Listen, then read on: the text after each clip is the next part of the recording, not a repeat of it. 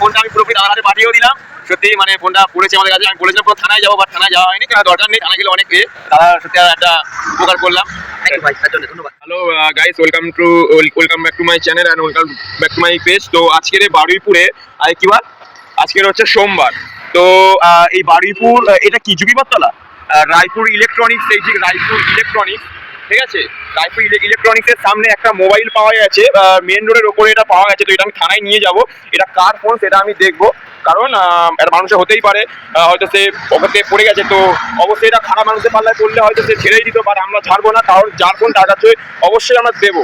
তো ওই ফোনটা হচ্ছে ভিভো। তো দেখাই যাক কার ফোন। তো ফোনটা তো কল আসবে হচ্ছে, রাস্তায় পড়েছিল, বাট ফোনটা পুরোপুরি অন করা আছে, কোনো রকম ভাবে কোনো সুইচ অফ করা নেই বা কিছুই নেই। বাট আপনাদের এটা কার ফোন, মানে কার ফোন সেটা জানি না। তো অবভিয়াসলি আপনারা এই ভিডিওটা শেয়ার করবেন, এটা কার ফোন। তো এই ফোনটার হচ্ছে পুরোপুরিভাবে পাসওয়ার্ড দেওয়া আছে, ঠিক আছে। তো অবভিয়াসলি বাচ্চাগুলো হয়তো কোনো একটা ফ্যামিলির হতে পারে। তো অবভিয়াসলি ফোনটা যার ফোন তার কাছে যেন আমরা ফেরত দিতে পারি, এবং যার ফোন সে যেন ফোন করে, এবং ফোন করলেই কিন্তু এই নাম্বারে তারপরে কিন্তু সে ফোনটা পাবে। তো ফাইনালি বলতে বলতে ফোনে একটা দাদার নাম্বার থেকে কল এলো, তো আমি রিসিভও করলাম, করে আমি কথাও বলছিলাম যে হলো আপনি কে বলছেন। তো অবভিয়াসলি ওনার একটা দাদাই কথা বলছিল। তো তখন বললো এই আমার ফোনটা তো অ্যাকচুয়ালি নেই। তো আমি বললাম আপনার ফোনটা আমার কাছে আছে, কারণ যুগিবরতলার কাছে রায়পুর ইলেকট্রনিক্সের ওখান থেকে ফোনটা পাওয়া গেছে। তো প্লিজ আপনি চলে আসুন, আমি সেনকো গোল্ডের সামনে আছি। তো ফাইনালি অপেক্ষা করতে করতে করতে করতে তো দাদাটা খুব মানে তাড়াতাড়িভাবে চলে এলো তো আমার কাছে। তো তারপর আমি ঘুরিয়ে ভালোভাবে দেখে নিলাম, নাম্বারটাও সার্চ করে নিলাম। তো বাচ্চাটা ওনারই বাচ্চা দুটো, তো ভালোভাবে দেখেও নিলাম, এবং উনি প্রায় হাজির হয়েও গেল আমার সামনে। তো ফোনটা দাদাটা আমি পুরোপুরি দাদার হাতে পাঠিয়েও দিলাম। সত্যি মানে ফোনটা পড়েছে আমাদের কাছে। আমি বলেছিলাম পুরো থানায় যাবো, বাট থানায় যাওয়া হয়নি, কারণ দরকার নেই, থানায় গেলে অনেক দাদা সত্যি একটা উপকার করলাম। ভাই তার জন্য ধন্যবাদ।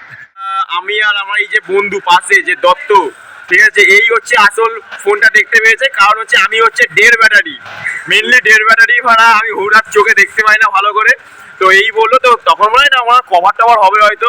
তো আমি আবার সেটাকে মানে লরির তলা থেকে বাঁচিয়ে দিলাম, কারণ হচ্ছে যদি লরির তলায় পড়তো তো ফোনটা পাওয়া যেত, বা ফোনটা হচ্ছে পুরো কুচে ফাঁক হয়ে যেত। তো যাই হোক, আগে কভার গায়ে সরিয়ে নিয়েছি পাটা দিয়ে। তারপর দেখলাম যে একটা ভদ্রলোক, মানে একটা দাদারই ফোন। তো দাদার ফোনটা আমি দাদার কাছে দিয়েও দিলাম। তো দাদা অনেক শান্তিও পেলো। তো জয় শ্রীরাম, জয় হনুমানজি। তো হনুমানজির কাছে একটাই প্রার্থনা, যে এরকম ভাবে যেন মানুষের যেন জিনিস না নিয়ে, অর্থাৎ মানুষের পাশে যেন দাঁড়ানো যায়। তো এটা যেন যুগ যুগ জিও। কি ভাই ভাই তুমি যেটা বলে দাও, ঠিক আছে। তো এটা একটা লেভেল একটা পার হলাম। তো এরকম অনেক অনেক লেভেল পার হতে হবে, নিজেকে কন্ট্রোল রাখতে হবে সব কিছু দিক থেকে।